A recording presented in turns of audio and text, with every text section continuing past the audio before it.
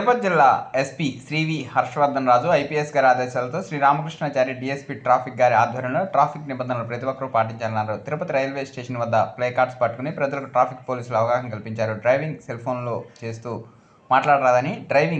Phone చేస్తూ మాట్లాడరాదని ప్రతి ఒక్కరూ హెల్మెట్ ధరించాలని ప్రజలకు సూచించారు.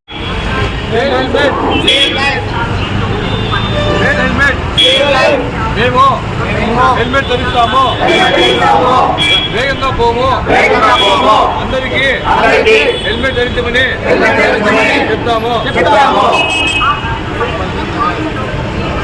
సెల్ ఫోన్ డ్రైవింగ్ చేయము, స్పీడ్ వెళ్ళము, సెల్ ఫోన్ డ్రైవింగ్ చేయము, స్పీడ్ వెళ్ళము.